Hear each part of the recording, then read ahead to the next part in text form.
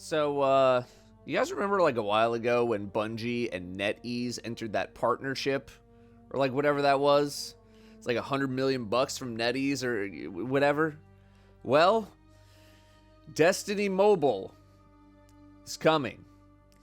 Destiny Rising is not being developed by Bungie, but Bungie has essentially given NetEase the license to use Destiny and has been giving a lot of guidance and direction to them in order for them to be able to develop the game, which apparently has been happening for years now. There are two videos that they just released on their Destiny Rising YouTube channel, one of them just being like an announcement trailer, which we're going to take a look at, and the other is a developer insight video. Kind of just think of it as like a Vidoc, essentially, for them. It's a 7-minute video. I linked both of them in the description. I watched it, and it gives a couple more new gameplay clips not shown in the announcement trailer that I'll probably put somewhere in here, either in screenshot form or video form. Destiny Rising takes place in an alternate Destiny timeline. It's pre-Tower, it's pre-Vanguard, it's basically pre-everything that we know today. It's kind of in that age of like the Iron Lords and unrefined Guardian power. There's no Hunter, Warlock, Titan really established yet, although part of that is likely because they need to be able to sell new characters in some way, which I imagine will be a significant part of the game and or monetization methods. There's going to be a lot of familiar territory, so like weapons, exotics, enemy types, strikes, missions, patrol, all that kind of stuff. But NetEase is also apparently going to be making plenty of new stuff as well. Like right off the rip, there's a Void Warlock who busts out a scythe, which looks, I mean, kind of cool. And there's a Solar Hunter with some sort of sword-looking thing, or at least that's kind of what it looked like.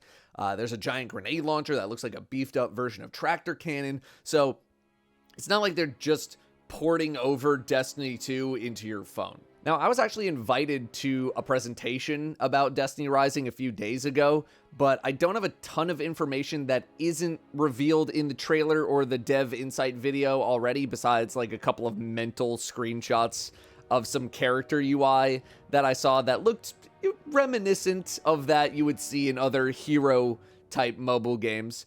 Each character is going to be their own class, so to speak. They're associated with one element like Solar Arc Void, and they're empowered with relics that give you skills. You get like 2 abilities, and you're super. Weapon-wise, it's like a primary and a power weapon. There's only 2 slots. Premise kind of sounds cool in my head, like, oh, all individual characters with unique powers, and then I'm like, oh, right, free-to-play mobile game.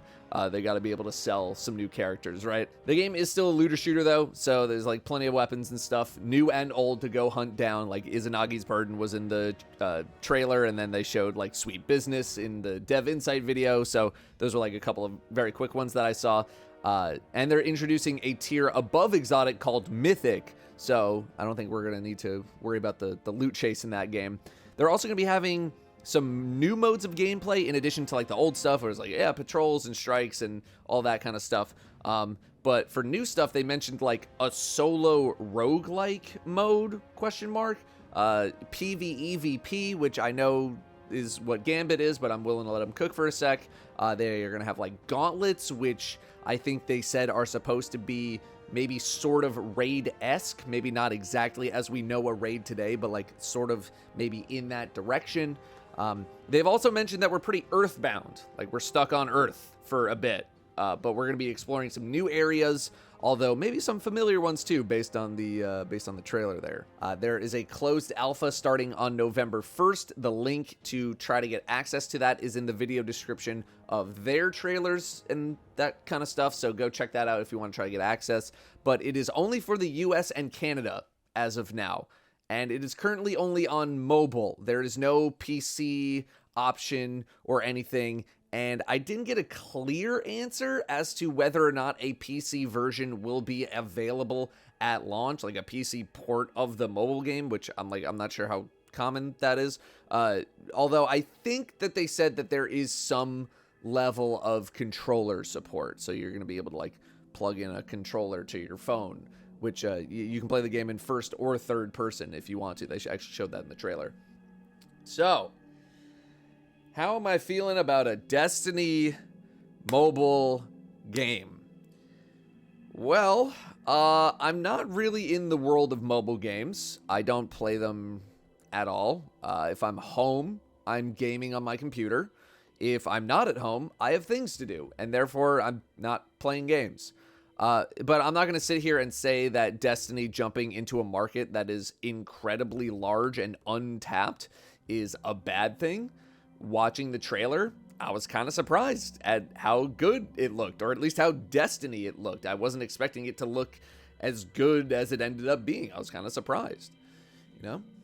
Am I going to try out the game?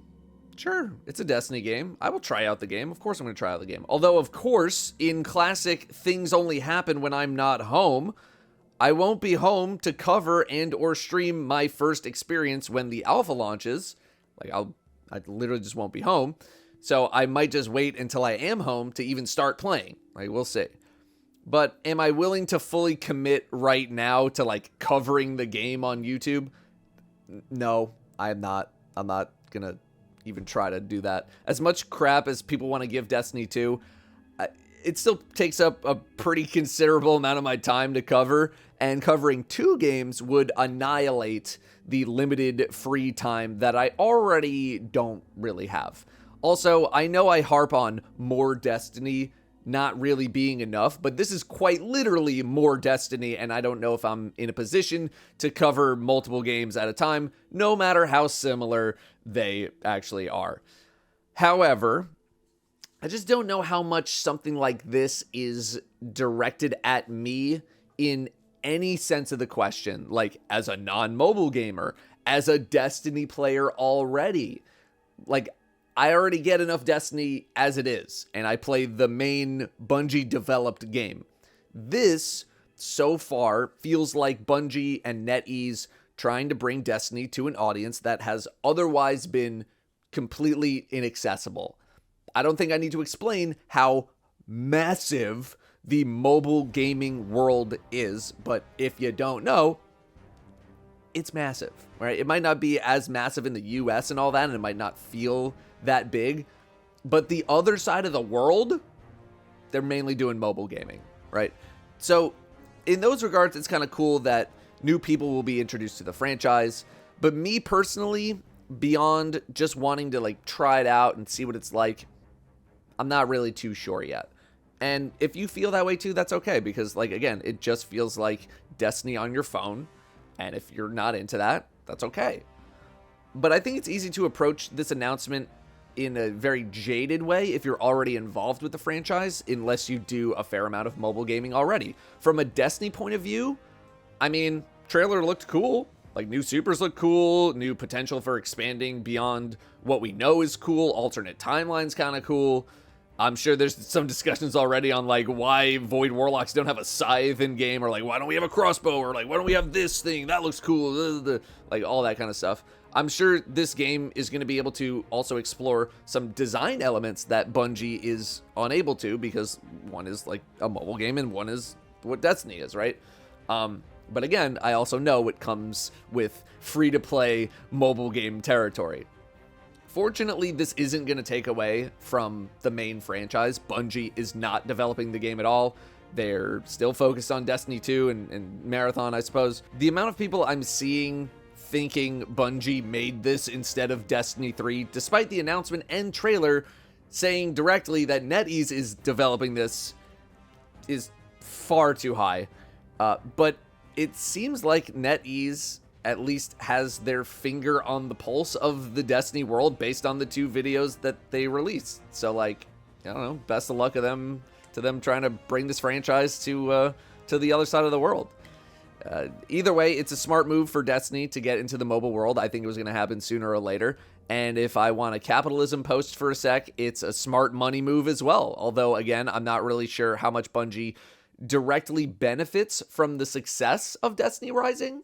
Like, sure, some people might be tempted to try the main game, but the audience that this game is directed at might not own a PC or a console to even play it in the first place. So, I